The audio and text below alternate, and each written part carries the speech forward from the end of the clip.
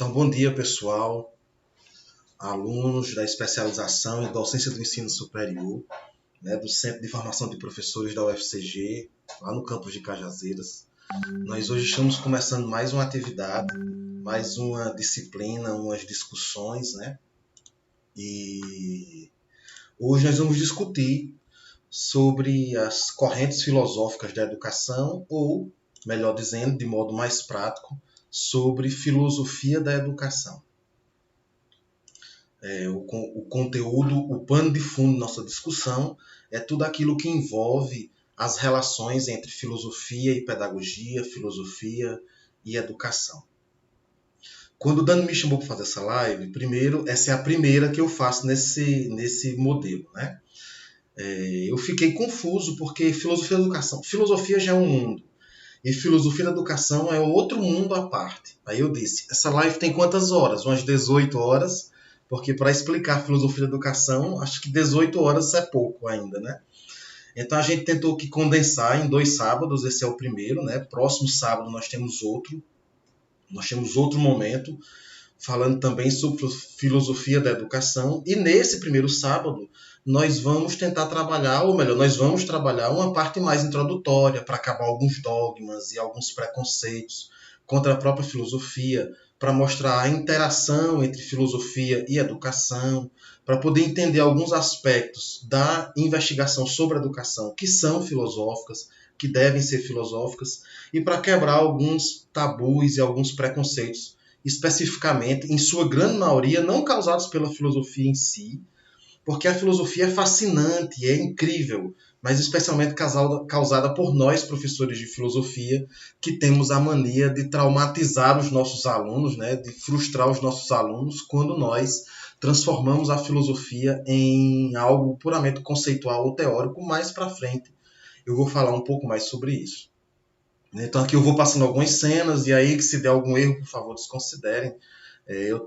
Como eu disse, é a primeira live que eu faço nesse formato, então pode ser que apareça alguma dificuldade, e aí é operacional. Certo? Então, quando a gente fala em filosofia da educação, ou melhor, quando a gente fala em correntes filosóficas da educação, nós estamos falando em filosofia da educação. E, em primeiro momento, nós estamos falando em filosofia. Ou seja, isso é filosofia. E então surge a pergunta do que seria a filosofia, especialmente no mundo de hoje, onde as coisas, as verdades, as informações, elas começam a se diluir num festival de opiniões desenfreada, Então, aí vocês verem que eu coloquei aqui algumas características que podem nos ajudar sobre o que é filosofias, que podem nos dar alguma luz sobre o que é esse troço de filosofia, que dá tanto trabalho em algumas graduações e que alguns professores maltratam tanto alguns alunos, Acho que não é o meu caso, mas eu devo ter alguns alunos aí de ensino médio que eles devem falar por mim. Então, primeiro, a filosofia é uma arte, embora não é um conhecimento artístico, porque constitui uma especificidade de pensamento, mas ela é a arte de pôr em dúvida as verdades que parecem mais óbvias. Portanto, aí vocês têm algumas características, pôr em dúvida, querer perceber, querer saber, questionar, ter curiosidade, pensar, dar exemplos. E na etimologia da palavra, nós vamos encontrar uma junção de 2 termos gregos. Philos, que quer dizer ser amigo, estar próximo. Na verdade, a palavra é proposital. Ser amigo não é deter, não é ter a propriedade, mas é querer estar próximo, é querer a proximidade, E Sofia, que significa sabedoria. Portanto, é querer estar próximo do saber. E para querer estar próximo do saber, é imprescindível que eu coloque tudo que eu sei em dúvida. E que eu coloque todas as informações que me vêm, a grosso modo, também em dúvida. Não é duvidar por duvidar.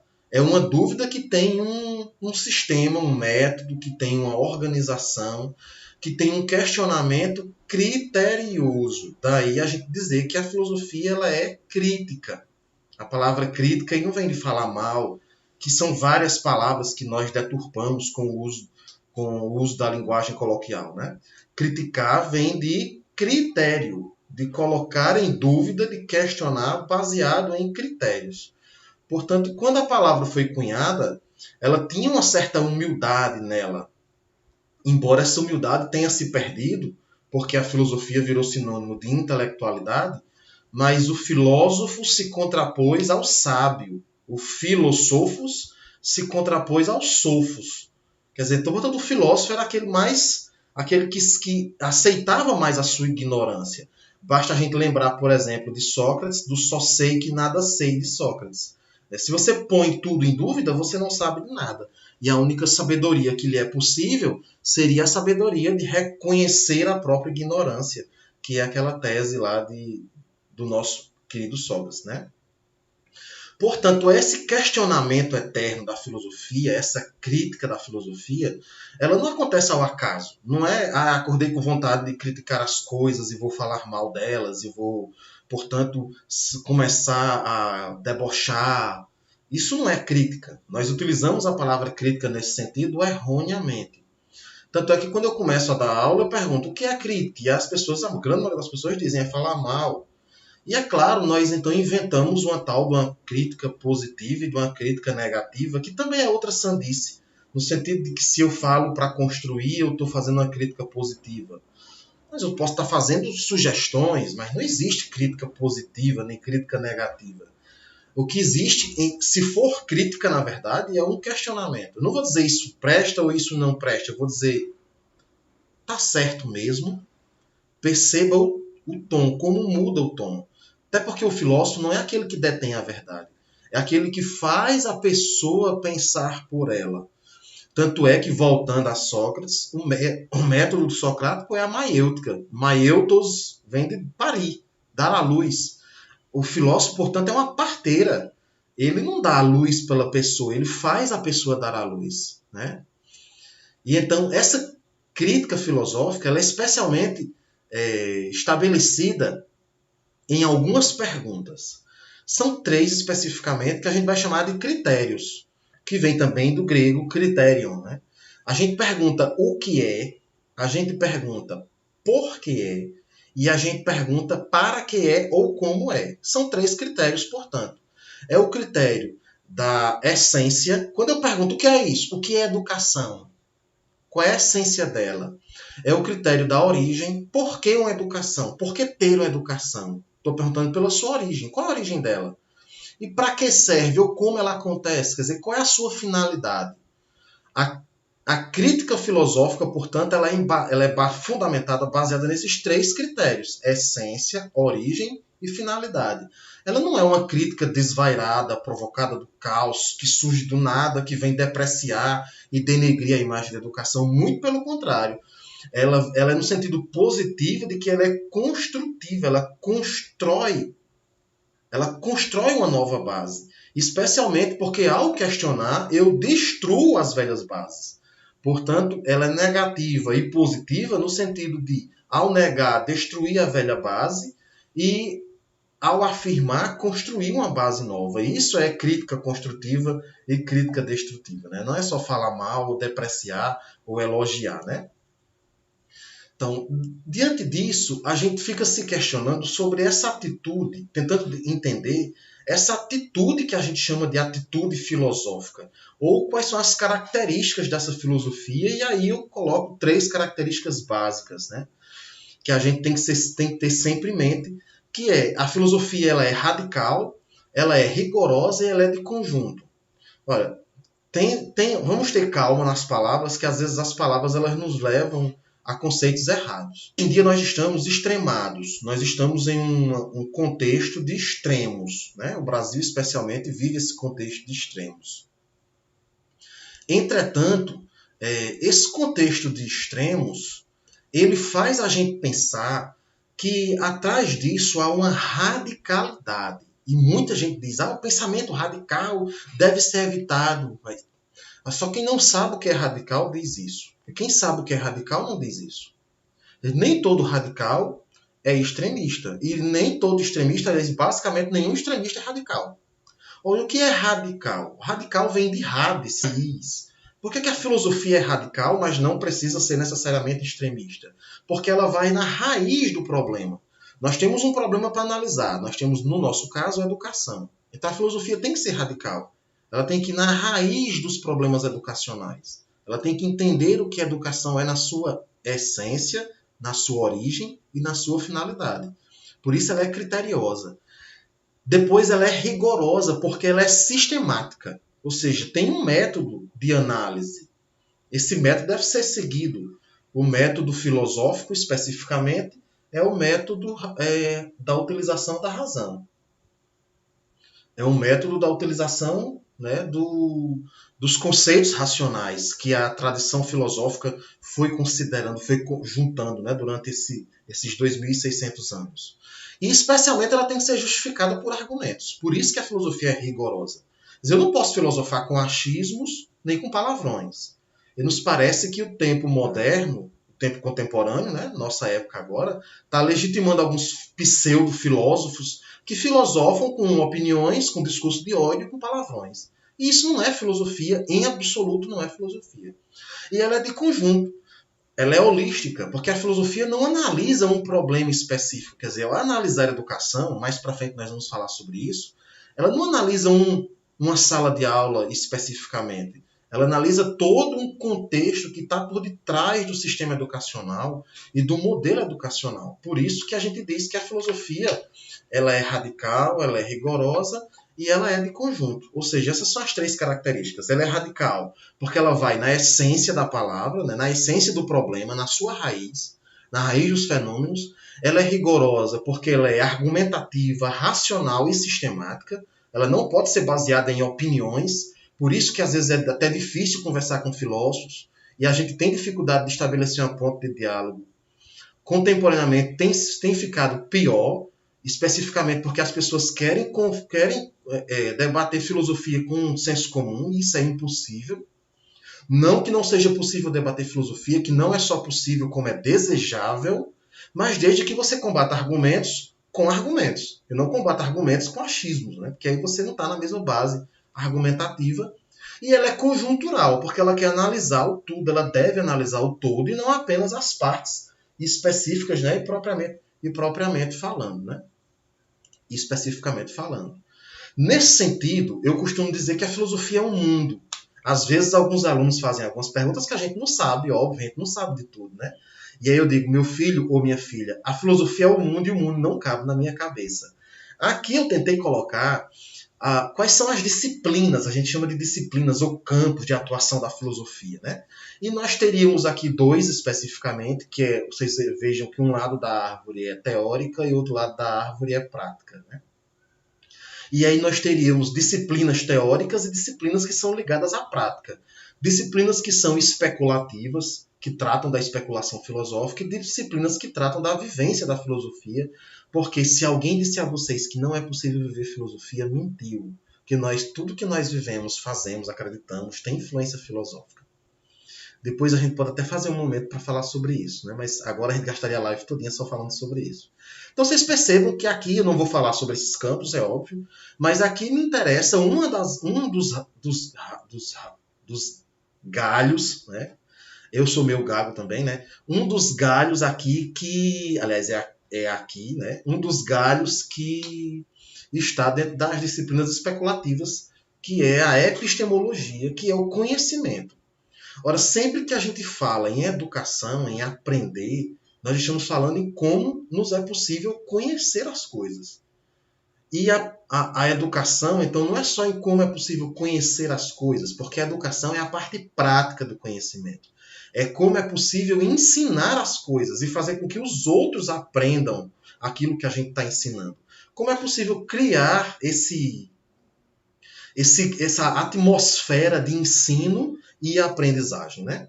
Portanto, quando nós estamos falando em filosofia da educação, nós estamos vinculando aí a essa parte aqui, a esse galho aqui, que é o galho da epistemologia. Episteme vem do grego também, quer dizer conhecimento, da teoria do conhecimento, nesse campo específico aí, né? Então, essa noção de educação, ela nasce na Grécia Antiga, mas a gente tem que ter muito cuidado, porque essas noções elas foram diversificadas e elas acabaram se perdendo, né?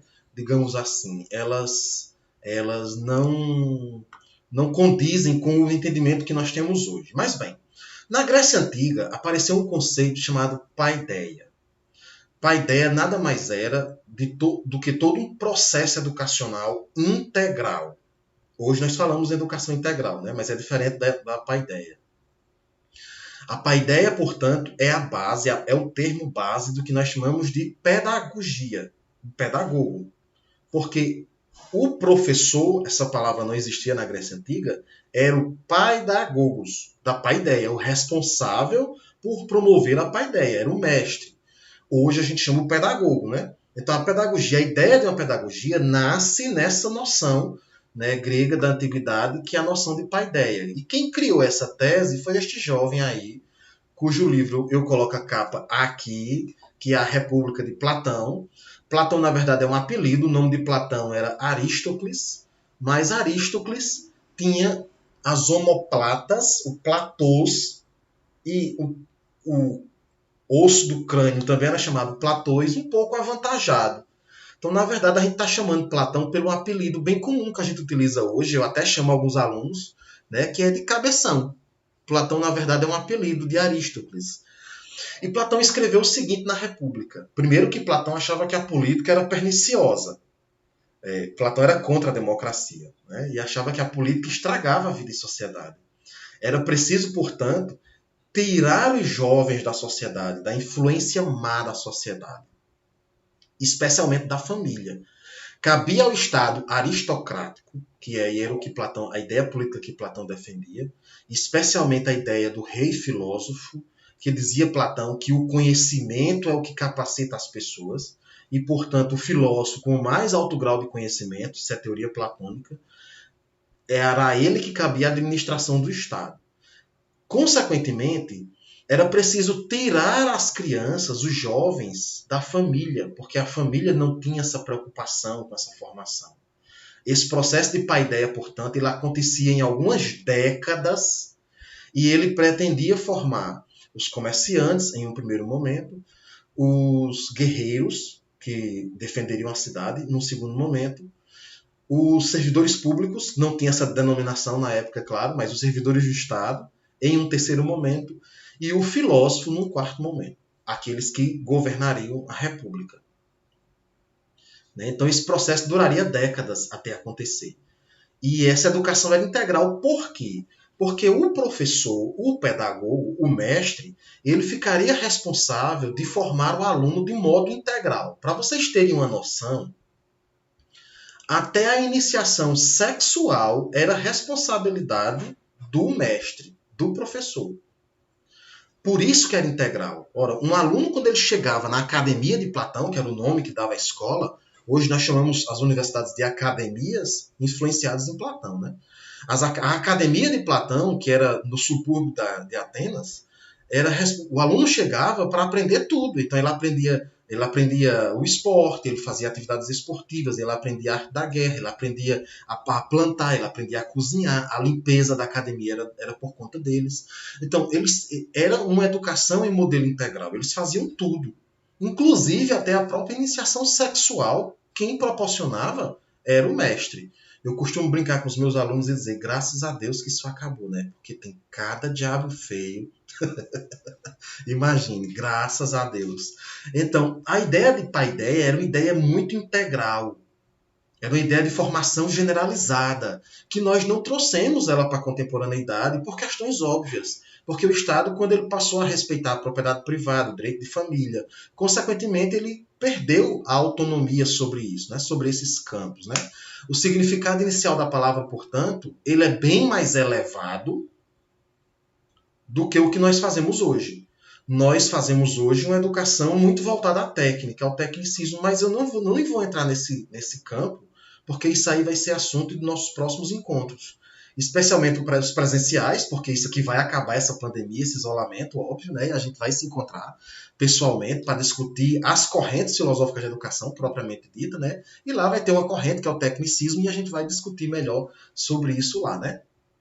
Por enquanto, nós estamos tateando, investigando, descobrindo as origens dessa filosofia da educação que nasce nesse conceito de educação integral, nesse conceito de paideia, né?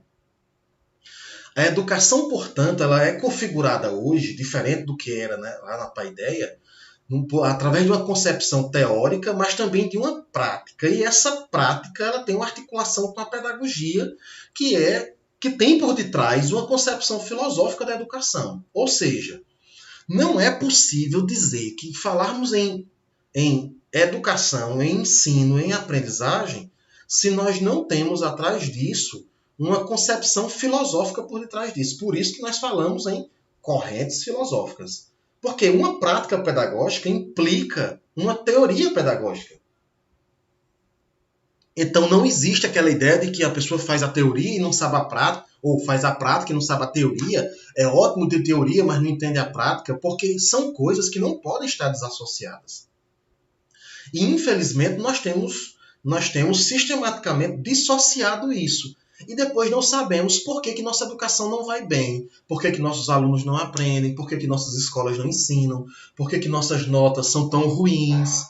Então a gente percebe que essa dissociação ela é maléfica, ela não é boa, ela não soma para a gente. Muito pelo contrário, é inteligente e é saudável para a nossa prática educacional que nós tenhamos alinhados ensino, prática, mas também a teoria que fundamenta a nossa prática, óbvio, né? Isso é uma questão bem óbvia, né?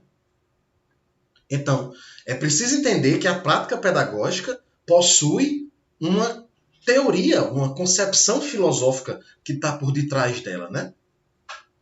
E nesse sentido, então, surge uma filosofia da educação, né? Aqui eu estou colocando aqui a sugestão de um dos melhores livros em língua portuguesa sobre filosofia da educação, que foi escrito por uma filósofa, Maria Lúcia de Arruda Aranha. Esse livro, quem encontra na estante virtual, em sites de livros usados, ele vai ser R$20, R$17. A grande maioria hoje, né, desses sites de venda estão até com entrega gratuita. Sugiro para que quem tem mais interesse nesse assunto, de investigar mais, de se aprofundar mais, né, esse é um livro muito bom. Ele tem PDF também, para quem tem saco para ler o texto em PDF, para baixar, encontra ele muito facilmente na internet em PDF também. Não sei nem se ele está em domínio público, se estou cometendo um crime, fazendo propaganda disso, né? Mas se eu tiver roçando depois, vai fazer o favor de cortar nessa parte. É quem faz a edição dos vídeos, a edição final dos vídeos, né? Então, pra vocês terem ideia do como a filosofia da educação é um tema complexo, porque é radical, né, que vai na raiz, porque é conjuntural, porque é holístico, porque é de conjunto. Ao falar sobre filosofia da educação, nós temos vários assuntos que estão na baila, que estão por detrás dessa tese. Aqui eu vou pegar até uma colinha, até o filo, né, que é a introdução desse livro, o sumário desse livro aí, todos os tópicos que ele acaba trazendo, para vocês terem ideia de como a gente trabalha muita coisa em filosofia da educação. Então, por exemplo, nós vamos ter uma outra disciplina que é sociologia da educação, aspecto sociológico da educação. Não sei quando é que Dano vai ofertá-la. Aí, seja começando por live, ou seja em sala de aula, né? Nós brigamos há um tempo desse. Você sabe, eu brigo com Dano todo dia, para quem não sabe. Você viu? Ela é testemunha disso. Que ela queria me colocar em sociologia da educação como última disciplina do curso. Olha, não faz nem sentido. E aí nós estamos brigando aí para ver onde é que vai encaixar aí, né? Porque tem partes que também estão em filosofia da educação, né, que mexem com sociologia. Então, por exemplo, quando a gente estuda cultura, humanização, nós falamos na área de saúde, tanto em humanização do cuidado, né? Isso é uma coisa que a filosofia da educação se preocupa. Relações de trabalho, quer dizer, no tecnicismo, formar pessoas para o trabalho, relações de poder. Daqui a pouco eu vou voltar mais um pouco sobre isso, mas a escola é uma instituição coercitiva. A escola é uma instituição, é um braço do Estado. Só não é armado, mas é um braço coercitivo do poder estatal, né? E aí a gente tem que analisar que tipo de sistema educacional nós temos e especialmente a que fim e a que propósito esse sistema serve. Se ele serve para a libertação ou se ele serve para né, para coerção das pessoas, para limitação das pessoas, para doutrinação das pessoas, porque esse termo tem ganhado muito destaque, né? Inclusive, nossa próxima live, nós vamos falar um pouco sobre isso, né? Sobre educação e doutrinação, para tirar aí um bando de baboseira que andaram falando sobre uma doutrinação comunista e não sei o quê. Que geralmente quem fala sobre isso não sabe nem o que é filosofia da educação, né? Não sabe nem o que é pedagogia, né? Mas, enfim, isso aí é para a próxima live, sábado que vem. Já fico deixando até as pontes, né? As relações culturais interferem muito na educação, por exemplo. E aí nós entramos no... Aqui eu também estou seguindo o roteiro do sumário desse livro aqui, né? Então nós entramos no processo de definição, de identificação do que é educação, de conceituação do que é educação. Depois nós contrapomos a educação formal, escolar, com a educação informal. E é também um ponto que nós vamos trabalhar a educação informal em nossa próxima live. Quer dizer, a todos os processos educacionais que não envolvem apenas sala de aula e professor. Quer dizer, a gente não aprende só em sala de aula, a gente aprende com o mundo. Eu não me recordo agora quem, mas alguém disse que a leitura do mundo precede a leitura da palavra. Sem menosprezar a leitura da palavra, mas a leitura do mundo, o aprendizado do mundo, a educação informal é extremamente importante, né? E aí nós vamos utilizar um autor chamado Ivan Illich, que é um ferrenho defensor da desescolarização. É até bem polêmico. Isso aí eu vou deixar para o nosso próximo encontro, né? Para a nossa próxima live. Então, essa educação formal, a gente tem ela onde? Na família, na escola, né? Através do Estado, através dos outros sistemas repressores, o judiciário, os meios de comunicação, quando instrumentados pelo Estado. Né? Tudo isso a gente pode considerar como elementos da educação formal. Mas alguns elementos também podem contar também como elementos da educação informal. Né? Nós podemos perceber que a educação também pode ser para a submissão, por isso o controle, né? Por isso o instrumento de controle, especialmente quando essa educação se populariza ou quando nós implementamos políticas educacionais ou conseguimos analisar, por exemplo, a educação que é fornecida para grupos minoritários ou identitários, educação para mulheres, educação para pretos, educação para pobres, educação técnica, que é extremamente questionável nesse sentido, né? E, por fim, nós começamos a entender o que é que está por detrás na corrente filosófica sobre, né, uma filosofia que está por detrás da educação, especialmente vendo que isso envolve ética, porque envolve valores, né, que envolve comportamentos, padrões comportamentais, isso envolve uma antropologia, porque nós também temos uma noção de homem, de ser humano, que homem, que humanidade nós estamos trabalhando, né, como fato, e que humanidade nós queremos trabalhar, deixar, formar, daí entender que modelo de educação nós temos, né?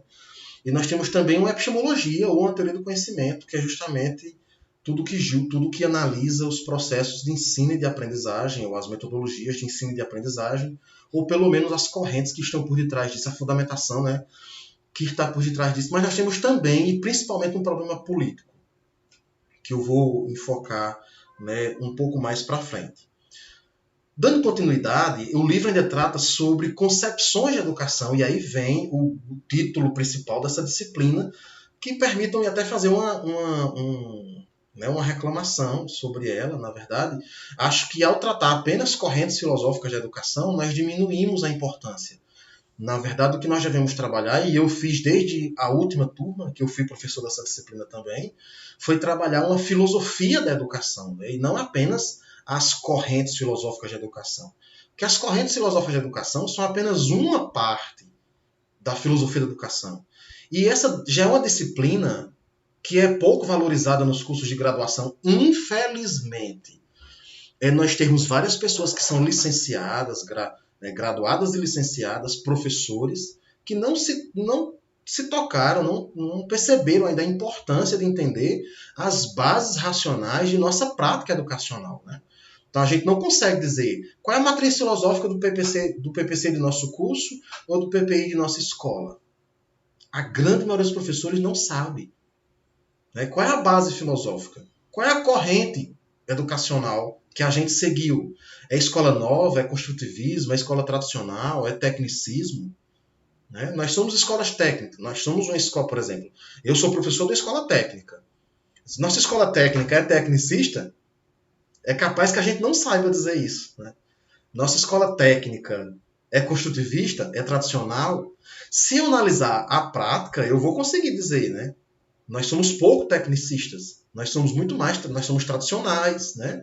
Nós temos uma vibe construtivista, porque nós já começamos a falar sobre metodologias ativas, mas isso não é claro. Quer dizer, nós professores, não sabemos, nós nunca estudamos isso claramente. Para dizer, bem, nosso roteiro de trabalho é esse, né? Meio que cada um faz aquilo que quer, né? Então aí nós teríamos, né, a escola tradicional, a escola nova, a tendência tecnicista, tendências que são autoritárias. A escola tradicional é uma tendência autoritária, né? Teorias que são, a gente chama de crítico-reprodutivista, nós vamos falar sobre ela depois. Teorias que a gente chama de construtivistas, né? Teorias progressistas, embora que o campo progressista hoje, né, está extremamente perseguido e ridicularizado, especialmente porque nós conversamos, eu digo nós porque eu já me identifiquei como um progressista, né, porque nós conversamos com uma galera que não tem base de conhecimento, não sabe do que fala, mas detém o poder, e a gente sabe que o poder é o que importa, né?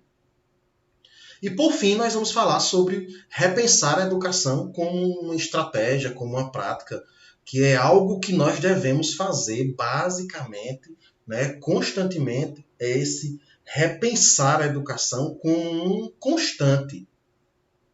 Especialmente porque esse repensar da educação ele tem a ver com a nossa prática também, né?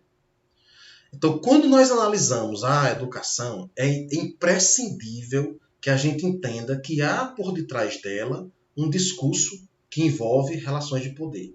Por isso que um dos principais campos da filosofia da educação é a política. Não é a política com P minúsculo, a política partidária, a política ser petista, ser PSDBista, ser tucano, ser isso, ser aquilo. A filosofia como um todo, não está preocupada com isso. É uma política com P maiúsculo, é uma política enquanto organização da polis, enquanto relações de poder e de estatuto do bem comum. É isso que a educação, o sistema educacional, em sua grande maioria, ele tem por detrás. Então, quando nós falamos, um dos grandes problemas qual é? Porque nós individualmente temos práticas libertadoras, mas o nosso sistema é de dominação. Qualquer professor mais esclarecido sabe que nós temos um sistema educacional que aprisiona. Nós estamos aprisionados em notas, nós estamos aprisionados em conceitos, nós estamos aprisionados em bimestre, nós estamos aprisionados em conteúdos. Eu não estou aqui falando que isso é errado. Eu estou falando que é preciso que a gente entenda isso. É preciso que nós saibamos que boa parte do nosso progresso ou ausência desse progresso é justamente porque o nosso sistema é um sistema de dominação. Então, é uma frase de Foucault, né? Tem uma galera aí no Brasil hoje que tem ódio de Foucault, embora nunca tenha lido uma linha dos textos de Foucault, eles está na moda, né? Ter ódio dos pensadores sem conhecê-los, né? Que diz, ó, todo sistema de educação é uma maneira política de manter ou de modificar a apropriação dos discursos, com os saberes e os poderes que eles trazem consigo.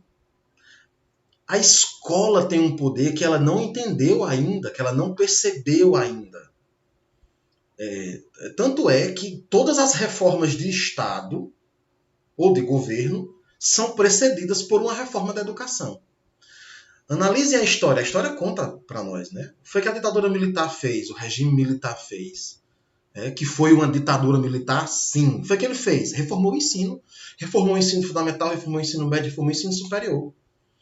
Quando o país foi redemocratizado, o que foi que nós fizemos? Reformamos o ensino. A LDB surge no cenário de de redemocratização. Né? Ora, o que acontece depois do golpe que o Brasil sofreu em 2016, o golpe parlamentar que tirou Dilma Rousseff da presidência da República? Começou-se uma reforma de ensino, começou-se pelo ensino médio, por exemplo. Né? Começou nessa reforma meio burra, que não começou pelas pontas, pela educação básica, que é o ensino fundamental, educação infantil e ensino fundamental, primeira e segunda fase, né? Ou pelo ensino superior. Não, começou pelo meio, pelo ensino médio, né? Mas, enfim, né? O que é que esperar? O que é que a gente pode esperar de quem não gosta de estudar e é contra quem estuda, né? Inclusive contra contra as pesquisas e tudo mais. Não tem muito o que esperar, né? Mas é preciso que nós tenhamos claro isso. Especialmente de nossa força enquanto sistema, e que esse sistema possui uma matriz política e ideológica por detrás.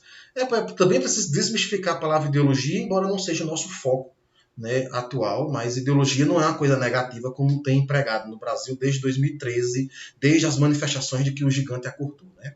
Aquelas coisas, na minha concepção, vocês podem discordar de mim, é óbvio, extremamente ridículos. Né?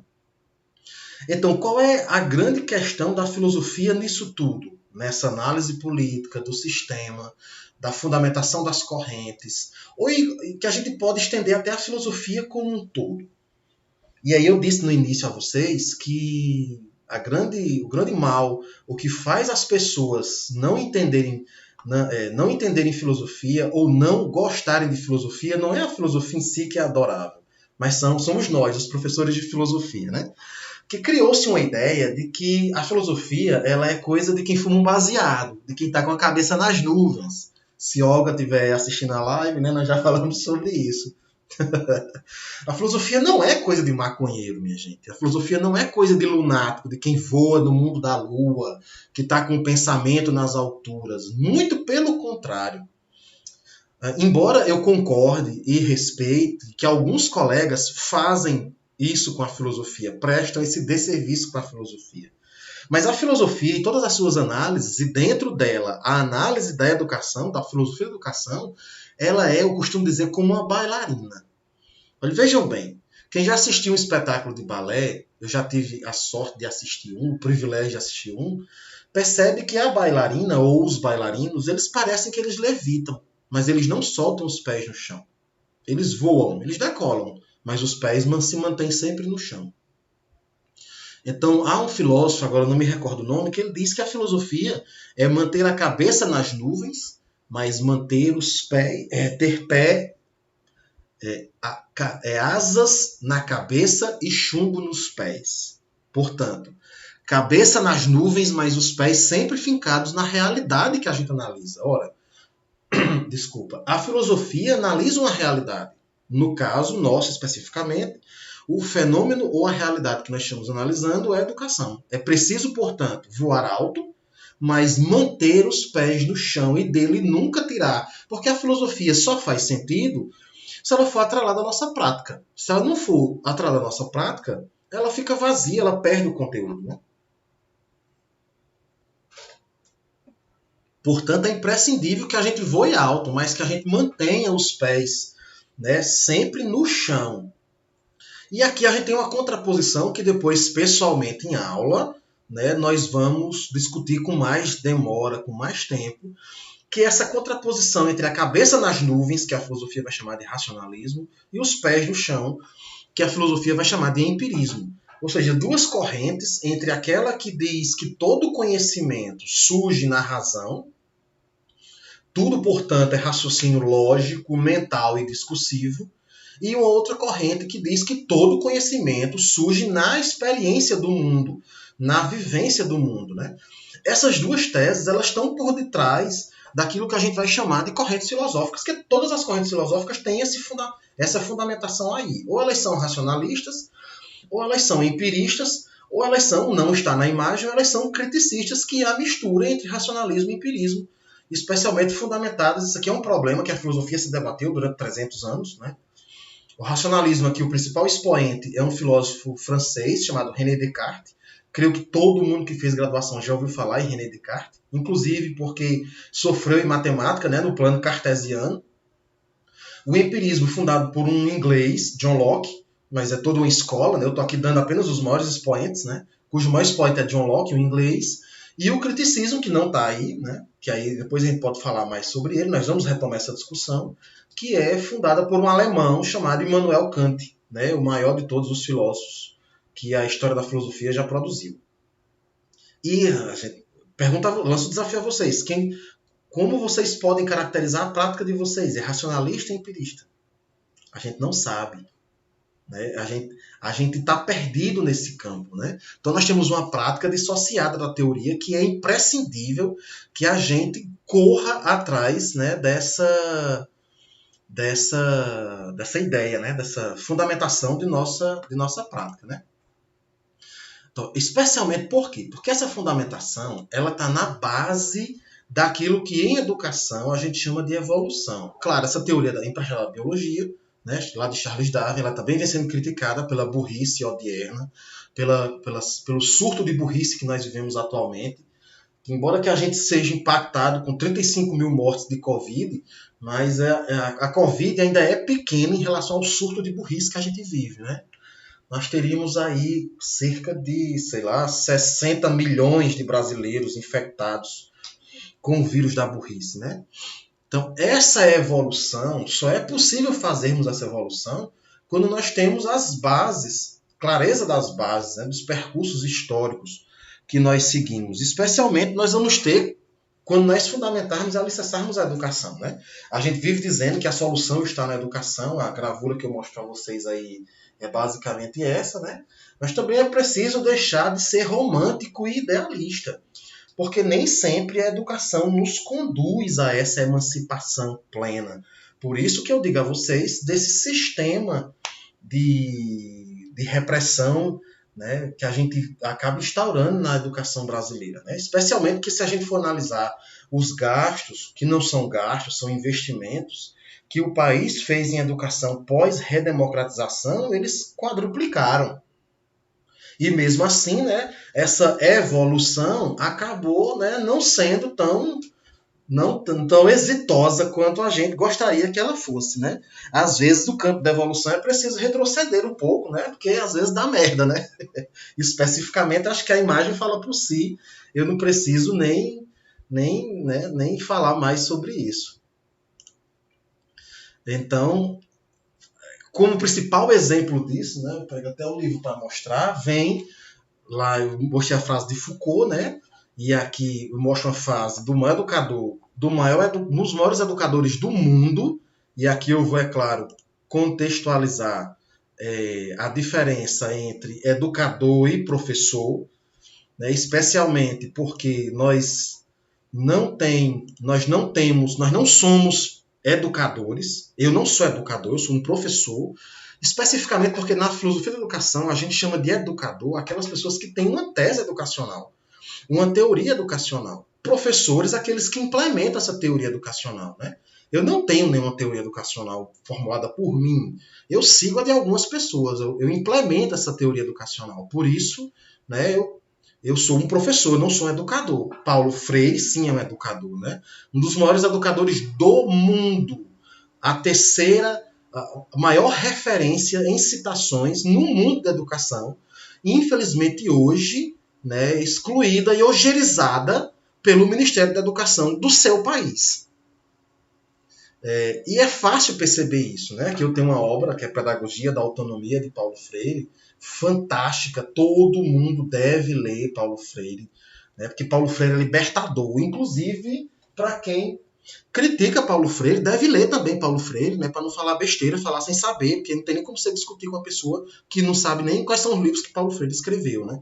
Mas aí eu gostaria de pensar sobre isso. Ora, vejam bem, vou citar Paulo Freire, está aqui, né, na frase que eu projeto aí. Seria uma atitude muito ingênua esperar que as classes dominantes desenvolvessem uma forma de educação que permitisse às classes dominadas perceberem as injustiças sociais de forma crítica.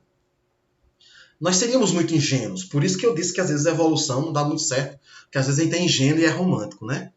Especialmente porque quando nós vemos uma política educacional que tende a ser libertadora, ser criticada, ojeirizada, desconstruída, mesmo que seja a base da burrice, nós percebemos claramente que tem um jogo de poder que está por detrás. E esse jogo de poder, é óbvio, nasce da tentativa de fazer com que as classes dominadas elas aprendam a ler, escrever e contar. Isso é o que basta. Por que nós precisamos transformar o ensino médio em ensino técnico profissionalizante? Por que nós precisamos tirar filosofia, sociologia, diminuir a carga horária de ciências sociais? Porque é através dessas ferramentas que o sistema educacional pode libertar, pode dar criticidade à classe dominada. aquilo que em sociologia eu tenho estudado muito ultimamente no pensamento de um sociólogo brasileiro chamado Gessé Souza, daquilo que a gente chama de a ralé. Ora, a elite não quer que a ralé pense, a elite quer que a ralé trabalhe. A elite quer que a ralé aceite pacientemente e obedeça. É o suficiente. E, portanto, a elite vai implementar um sistema educacional que oprima a ralé. A classe dominante não quer que a classe dominada se rebele. A casa grande não quer que alguém da senzala chegue à casa grande nos mesmos critérios. Prestem atenção. Nós temos nas universidades públicas do Brasil 52% de estudantes pretos. Quando isso aconteceu no país? Eu respondo, nunca. Nunca. Nós temos membros da ralé se empoderando. Pessoas que são da pobreza, da pobraiada, né? Passando em concursos federais. E aí o que é que nós escutamos de discurso? Qual discurso que a gente escuta? Os concursos são fraudados. Porque aquela galera que acha que é de elite, né? Que a elite tem o cão de guarda, e o cão de guarda da elite é a classe média, a quem cabe alguns privilégios, o funcionalismo público, o ingresso em universidades públicas, né? Os melhores serviços de saúde públicos também pelo SUS, que a classe média não tem condições de pagar um plano de saúde caro, né? Procedimentos caros, então ela precisa de privilégios. Mas como os filhos de ralé estão chegando na universidade, nos serviços públicos bons, nos cargos de juiz, de promotor, de professor federal. Então, o que é que a classe média, que representa os privilégios da elite e os interesses da elite, ela faz? Os concursos estão sendo fraudados. É uma esquerda que está no poder, botando só quem é de esquerda. Então, é claro que uma pessoa, quando ela diz que Paulo Freire é um não sei o quê, eu digo, sei, certo, fale mais. De duas, uma. Ou ele é da elite e está defendendo seus privilégios, seus interesses, ou ele é burro. Ou ele é da classe média, que não sabe que é classe média, acha que é elite, e está defendendo os interesses que não é nem de sua classe. Que é, infelizmente, o que tem acontecido no país, no Brasil, ultimamente. E eu digo isso com muita infelicidade. Né? Fazer essa constatação com muita tristeza, inclusive. Né? Portanto, ao analisar a educação, ao analisar a filosofia da educação, nós temos especificamente que entender o que educação nós ofertamos. Se nós ofertamos uma educação que oprime ou uma educação que liberta. Se nós conseguimos fazer com que nossos alunos pensem, reflitam, mesmo que eles discordem da gente. Vocês terem ideia, durante algum tempo, alguns grupos de alunos foram ditos como os filhos de Antunes, na escola onde eu dou aula, né? A gente tem mais afinidade com um grupo, menos com o outro, isso é um processo normal de socialização, né? E vocês terem ideia, os meus filhos, né, em sua grande maioria são conservadores, são de direita. Quer dizer, como é possível? É possível. Meu interesse como professor não é transformar alunos, isso aí já é uma ponte para a nossa próxima live, a doutrinação. Não é transformar alunos progressistas, militantes, que peguem as bandeiras vermelhas e vão para a rua. Não. Meu interesse como professor é libertá-los, especificamente da ignorância e da burrice e do mau-caratismo. Eles têm todo o direito, toda a liberdade de serem de direita, de serem conservadores, de serem liberais, mas eles vão ser liberais esclarecidos, sabendo qual é a teoria que está por detrás, sabendo qual é o fundamento daquilo, não pela burrice, nem pela ignorância. Então, a discordância é saudável, mas é preciso que a gente saiba que tipo de educação nós fornecemos aos nossos alunos. E o que é possível nós mudarmos no nosso sistema. Isso é possível se eu conheço a fundamentação do sistema, especialmente dos sistemas que nossas escolas, né? Que nossas escolas elas adotam, elas seguem, obviamente, né?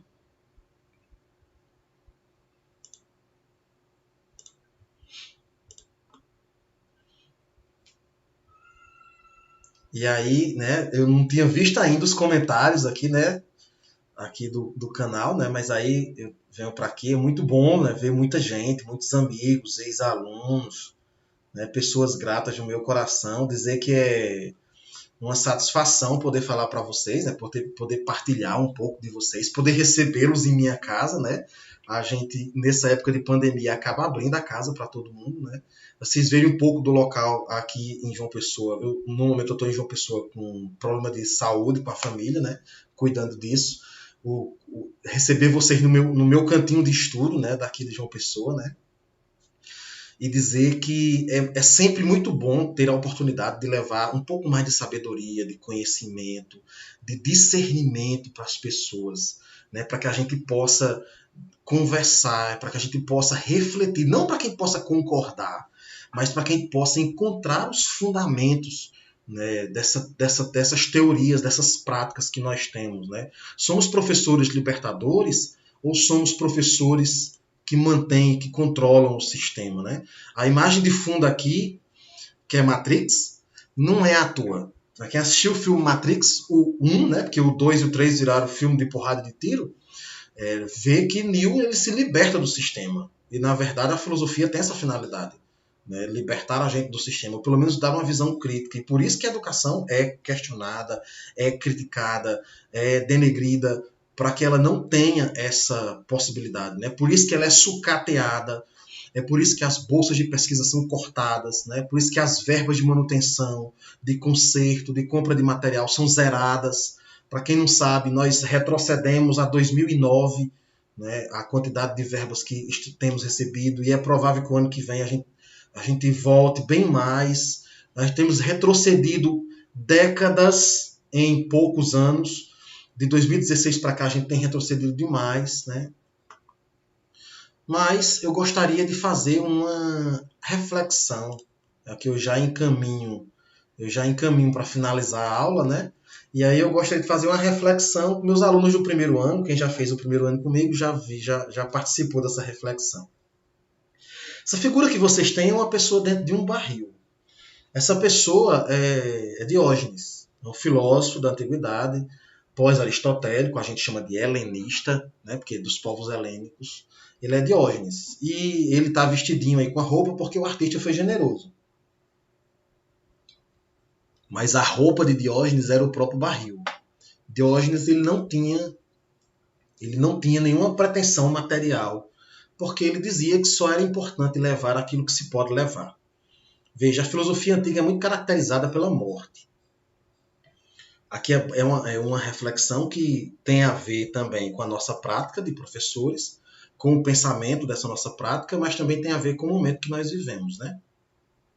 Diógenes dizia que só é importante construir aquilo que se pode levar.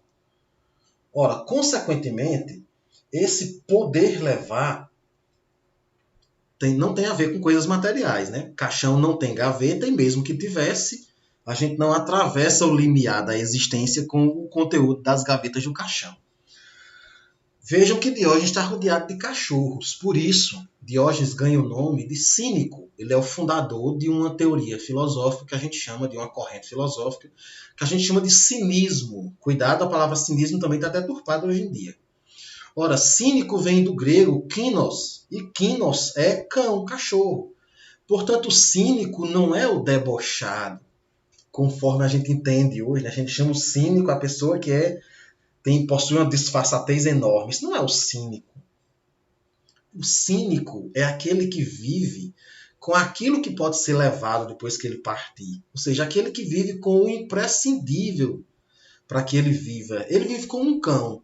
O cachorro não junta bens, o cachorro não está preocupado se amanhã ele tem o que comer, embora de vez em quando ele enterre um osso. Né? O cachorro não tem essas preocupações. Portanto, o cínico é aquele que vive despojadamente, é aquele que sabe que só adianta acumular aquilo que ele vai levar. Não sei se vocês já perceberam o elo, a ligação, mas nós temos um cenário. Nós temos uma figura muito famosa no Brasil, embora não seja brasileiro, que é Diógenes. Tem um delay nosso, né? Até vocês virem o que eu estou falando e comentarem lá, eu já passei disso, eu não posso ficar parado esperando a resposta. Dano me proibiu de fazer isso, aliás, Dano me proibiu de fazer muita coisa, viu? Diga-se de passagem aí, A coordenadora é meio repressiva, brincando, né? Dani é um amor de pessoa. Quem me ensinou, inclusive, a fazer essa apresentação foi Dani, viu, Dani? Muito obrigado. Dani Giliara, que tem muita paciência para me ensinar as coisas. Giliara, as experiências, né? A metodologia lá das ciências, que eu sou da filosofia, não domino, né? E Dani as tecnologias. Então, tem um personagem que é muito importante, que quase todos nós conhecemos, acho que todos nós conhecemos, né? Que para quem não reconheceu ainda, eu estou falando de Chaves. Chaves é Diógenes. Chaves só tem o barril. Tanto é que Chaves é o único que fala aquilo que ninguém tem coragem de falar, né? Chaves tem coragem de falar. Consequentemente, vocês vejam aquela confusão na vila, e quem sempre sobra com um xingamento, né? É o professor linguiça, é a velha coroca, é a bruxa de 71, é Chaves. Porque Chaves é livre, ele não tem amarras com ninguém, ele não tem bens com ninguém, ele é dono apenas do seu barril. E então eu gostaria de deixar a frase de Diógenes, que eu acho que ela serve para a gente pensar um pouco sobre hoje. E aí eu vou voltar à ideia de que filosofia não é cabeça nas nuvens, né? Não é apenas cabeça nas nuvens, né? Filosofia também é pés no chão. A frase de Diógenes é: ter sem que o ter te tenha. Bora repetir para fixar. Ter não é proibido. Ter não é ilegal, né? Mas é sem que as tuas posses o ter te tenha. Ou seja, é olhar para alguma coisa, é olhar para o celular e dizer: você é meu, eu sou seu dono, e não o contrário. E infelizmente, nós temos vivido um tempo onde os bens e a posse têm dominado e controlado, e isso é importante para a educação. Isso é imprescindível para a educação, especialmente porque o professor tem a postura, nós que estudamos educação, nós temos a postura de que é nós que temos ela, e não ela que nos tem. Portanto, a finalidade da educação é a principal, e não todo o aparato que está pelo meio dela. Diógenes tem um ensinamento fantástico sobre isso que a gente pode carregar, né, para a nossa prática, e a gente pode carregar para a nossa vivência sobre isso, né?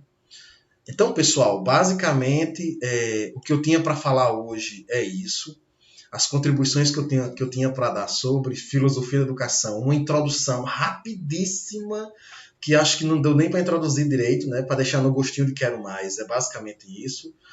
Acho que minha próxima live já é no próximo sábado, às 10 horas, neste mesmo canal. Depois esse vídeo vai estar disponível tanto aqui no canal da Pós, como vai estar disponível lá no meu canal, né? Professor Antunes F. Silva, Reflexões Filosóficas. Lá tem outros vídeos, né? Lá tem outras aulas, que eu estou dando algumas aulas aos meus alunos, gravando os conteúdos sobre filosofia e sobre sociologia, caracterização da filosofia, o que é consciência, o que são direitos humanos, o que é ética. Quem tem mais curiosidade pode ir lá. Não tem recurso tecnológico, como eu coloquei aqui, né? Ela só vai ter minha imagem, que eu não sabia fazer isso ainda, né? Prometo diversificar as próximas. Tem algumas palestras que eu ministrei aí na vida, alguns textos que eu gravei, né? Tem algumas reflexões sobre a vida também estão por lá. Algumas dessas baboseiras úteis que a filosofia costuma nos ceder, nos presentear e nos encantar, né? Próxima live, nós vamos aprofundar um pouco mais aquela teoria racionalismo e empirismo, que é a base das correntes filosóficas, né, da educação. Nós vamos tratar um pouco mais sobre as correntes em si, pelo menos em definições rápidas, e nós vamos falar sobre desmistificar essa ideia de doutrinação, ideologia e alienação, porque eu acho que ao falar hoje sobre educação é imprescindível que a gente discuta isso e esclareça isso e vença a burrice com doses cavalares de sabedoria e de conhecimento, e não se renda e não baixe a cabeça para todo tipo de ignorância e de imposição da burrice, porque isso não cabe a pessoas esclarecidas. Concordando ou não com o governo, concordando ou não com os governos do passado, isso é acessório, isso não é importante. É importante que a gente saiba onde estão os fundamentos de nossa prática educacional e esclarecer esses fundamentos para entender qual é o objetivo de nossa educação e, a partir disso, não perder tempo no que é supérfluo. Não quer dizer que a gente não vá fazer o que é supérfluo, né? Mas é não perder tempo dando ênfase a isso, mas dando ênfase ao principal. Fazendo como Diógenes. ter sem que o ter te tenha, tendo apenas aquilo que é importante, imprescindível e necessário. Tanto para a nossa prática educacional, quanto para a nossa vida, especialmente quando nós, bem pertinho da morte, que nós estamos beirando a morte, especialmente em época de pandemia, isso dá na cara da gente, né? A gente poder analisar a nossa vida como um todo, né? E então eu agradeço o espaço, agradeço o convite, Dani. Agradeço a vocês que em pleno sábado de manhã, né, tiraram aí um tempo para vir assistir a aula, para vir assistir a live, né?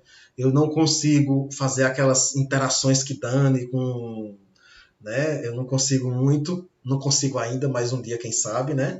E no fim, pensem, reflitam, né? Analisem o que isso tem a ver com a vida de vocês. E na próxima live a gente esclarece mais coisas e a gente tira mais dúvidas, né? E a gente fala mais sobre alguns assuntos. Um bom dia, bom fim de semana, se cuidem, cuidem da cabeça de vocês, de todo mundo. Essa pandemia vai passar, nossa vida vai voltar ao normal e esperamos que depois do normal nós sejamos seres melhores e que aquela evolução no exemplo que eu dei aqui, né, não seja aquela evolução que o exemplo que eu dei, seja uma evolução realmente progressista e de futuro. Um grande abraço e bom fim de semana para vocês.